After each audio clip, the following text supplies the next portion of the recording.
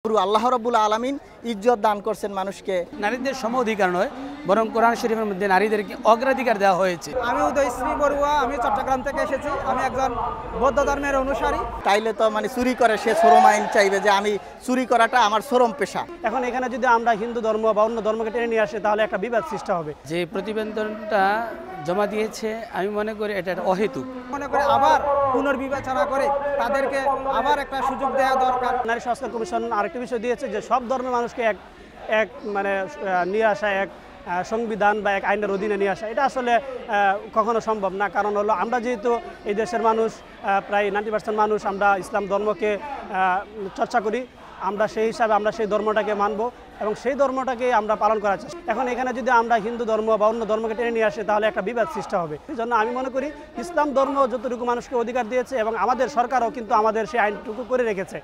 নারী বিষয়ক যে কমিশন যে প্রতিবেদনটা জমা দিয়েছে আমি মনে করি এটা অহেতুক। কেননা কোরআন সুন্নাহ মোতাবেক এটা সাংঘর্ষিক রয়েছে বিভিন্ন কারণে। যেমন একটা হলো যে এরা দাবি করেছে নারীদের যে পতিতা এটা একটা শ্রম, এটা শ্রমের সাথে বা এটা একটা ব্যবসার সাথে তুলনা দেওয়া হয়েছে।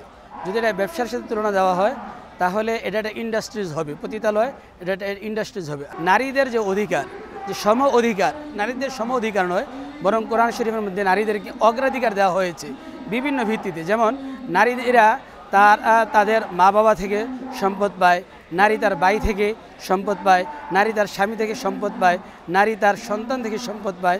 কোরআন শরীফের মধ্যে, ইসলামের মধ্যে নারীদেরকে সমঅধিকার নয় বরং অগ্রাধিকার দেওয়া হয়েছে।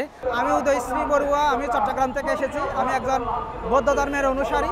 বর্তমান সময়ের যে নারী কমিশন গঠন করা হয়েছে, সে নারী কমিশনের ওনারা যে প্রস্তাবগুলো করেছেন সেই দৃষ্টিকোণ থেকে আমি বলবো, অর্থাৎ যেহেতু এটি একটি যে সকল ধর্মের বসবাসের একটা দেশ, এখানে সম্প্রীতি আছে, তা আমি মনে করি দেশে এমন একটি আইন করা হোক যে আইনের মধ্যে সকল ধর্মের যেন মান মর্যাদা রক্ষা হয়, যেন সাংঘর্ষিক যেন কোনো বিষয় ওখানে উপস্থাপন করা না হয়। অর্থাৎ এমনভাবে আইন করা উচিত যেখানে সকল ধর্মের মান মর্যাদা নীতি নিয়ম যেন রক্ষিত হয়, অর্থাৎ সমতা বজায় রেখে এই আইন করা আমি উচিত বলে মনে করি।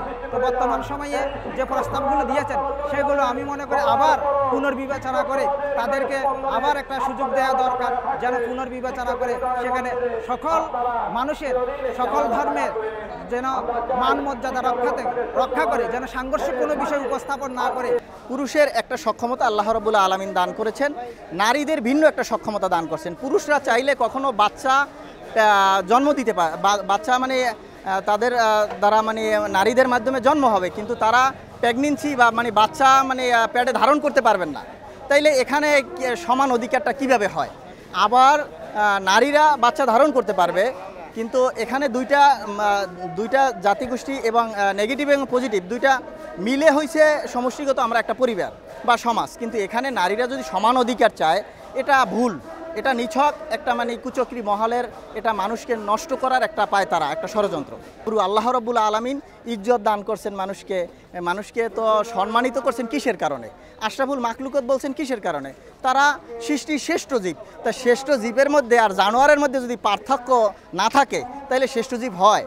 তাই আল্লাহ রাব্বুল আলামিন অন্য জায়গায় আবার মানুষকে বলছেন বেড়া, শুয়োর, কুকুরের সমতুল্য কোন মানুষগুলো? এই মানুষগুলা, যেই মানুষগুলা তাদের ইজ্জত আবরুরকে বিভিন্ন মানুষের সামনে বিলাতে চায়।